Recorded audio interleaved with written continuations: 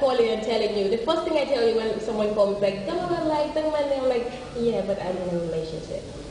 That's good. That's the first thing I tell you. Like, no, it's not like what you think. I'm like, that's where it always starts from. Yes. It's not like what you think, and then they keep trying and trying. The beginning is always like slim. But you give them a chance, I mean, they come flowing, yeah. And it's people talk a lot because you can just talk to a person for like 2 minutes and the person will go, hey mama, what had you? I was talking to so and so today, and then like small while, and before they start talking and say, nah, I know her very well, and X, Y, and Z, when that does not even exist. Yeah. So it's like for me, fabrication. Exactly. For me personally, it's one person. Anyone who knows me thoroughly knows that there is only one person. Family, friends, and like, no, there's only one person, and that's it. That you go around with. Yeah. That's beautiful. But let's talk about you being a lawyer. You studied law in university. That leads you to having all these, I mean, things that you have, the mandate of going everywhere, being an ambassador and everything. But now you're a TV presenter. Why the change? I always say passion and talent are two different things. Okay. I'm passionate about law. I've always been since I was like 6 years old. And media is like a talent. Okay. I just went in there for my internship, probably to get to know the connection between media and law, because you have things like libel and slander laws and all that, defamation laws. So I was just trying to get to know that better. And when Patrick Kamara found me and was like, can you come on my show?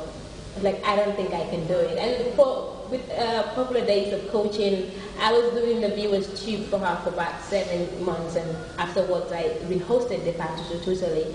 And yes, I saw it on TV. Yeah. You're wearing a bit of wax, I think. Yes. Yes, I did. Exactly. So after the party show, Live Manga insisted that I have to come on board and because join you're them. good. Thank you. But that was how media came into the picture, but it was not something a career path for me initially. It was just something I just wanted to explore because I feel there's something to it. Okay. And now I just kind of get rid of it. And you like the screen now? Yes, it's a bit crazy. I think it's high time you tell the public what's behind the scene. It's weird, and it's you being looked at by so many, and you don't know how to cut it off. You don't know how to take another step, but just to give them back what you're supposed to give them. Exactly. When someone is at home watching TV, whatever they see is what's in their mind's eye, what they want to see. Sometimes for them it's a wall of glamour. They see you looking beautiful, dressed really nice, and talking with so much confidence and persona. Some will say, Kim would have done it, some will say, Ki is terrific. You get all of that. But then behind that screen, that's where the real trouble is, the intensity of the work, the fact that you have to be able to think on your feet to say what you have to say, and the preparation that you have to go through, like daily preparation, mentally, trying to give them the idea in your head, and you don't know where to start, what to do. It's just so terrifying. That's why we call it the madhouse. Yes. Oh, that's the name. I never know. Madhouse. Yeah, exactly. Because you find everybody running up and down before a show. Especially the live program, up and down, everybody running, jumping, camera guys, producers, directors, everybody running. And then finally, when the entire show wraps up, you're like, Alhamdulillah. Okay, going back to your law career, what are you doing about it? Or you just want to put it down? You seem to be good at it. Yes. I cannot put it down because my parents would say, my mom pushed me into law since I was a kid, 6 years old, made me build interest in it. And my dad every day would ask, who you gone to school? Did you do your homework? I have did something years old now, you said I still do my homework. When you were going to study for law? Exactly. Okay, that's nice. But I am, it's something that I have to do. Bar is in September, inshallah, and after the bar is when you can actually become a full-fledged lawyer. Yeah. Before that, you're just someone with a degree. You can be a solicitor or any other thing, clerk, but not a lawyer. Okay, not yet. Yes, so you have to go to the bar for a year. After that, hopefully, I would start practicing lawfully.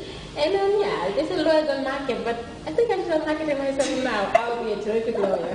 Okay, I just want to ask this question. Most of them will just start practicing and then travel back abroad to get, is it a concrete degree? Master. And then to come back, a master's, to come back and then be yourself, like get the salary you deserve.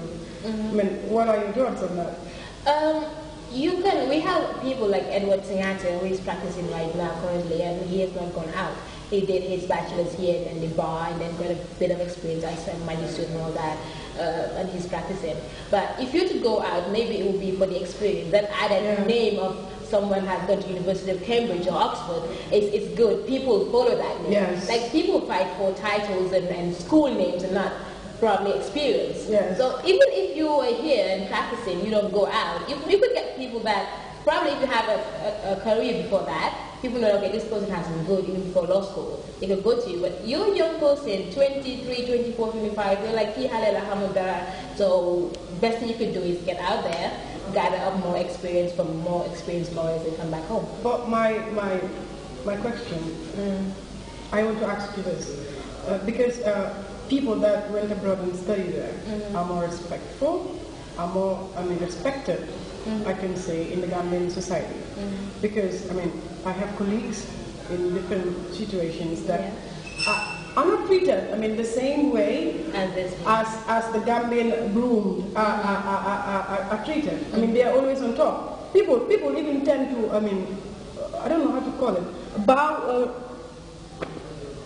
The bowing actually is for George or Magistrate. Yes, like they give them this respect that you can't break. Yeah. It's just like they're kind of a goddess, something like that. It's so not cool because we are Gambians and we are here. Everything that we have is here. Yeah. So I don't understand why that is happening. I think that will have to go all the way back to the Gambian mentality towards Gambian's own product. Because when you look at the University of Gambia, it's young.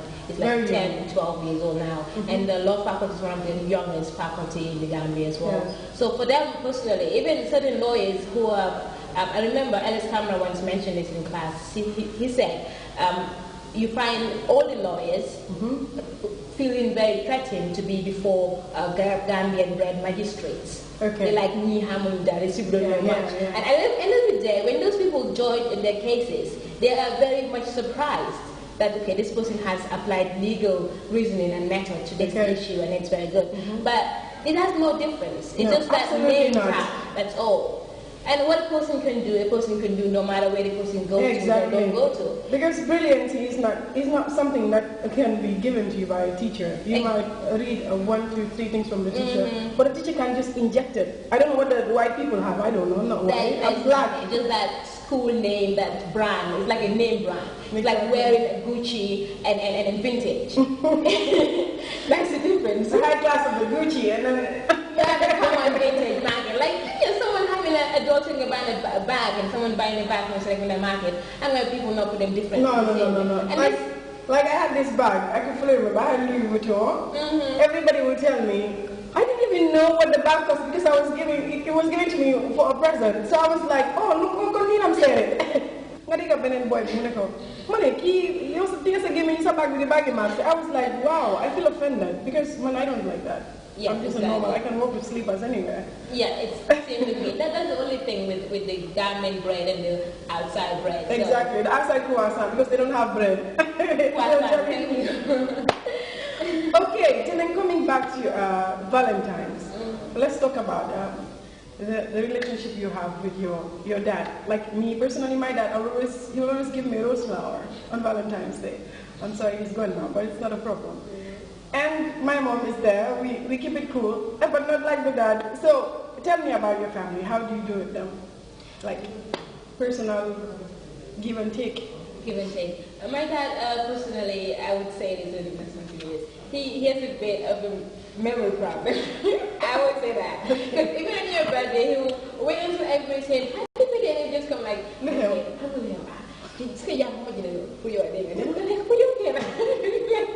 that's your birthday. Like, I bought yesterday. Whatever is with him. Exactly. Whatever is in the fridge is yours. You just have to take it for the entire day. Then he's not that bad. Because he's already has something to offer. But it's because he couldn't remember it the previous day. And so he couldn't come up with anything on the spot. So whatever is in your fridge is just yours to take. That's him. But he's an amazing person. Because one thing I can remember, he once said to me in one of my videos when I turned 16, it was like, you look like somebody, he said, you look like somebody who has a very bright future because you believe in yourself a lot. Keep up with that and make sure you do not compromise your dignity and your personality. That's who you are. So it has been mentioned before. So no matter what I do, it has to have that telling thing in it. Telling has to showcase that. Okay, that's beautiful, honestly. Okay, let's talk about your mom. Yes, an amazing person.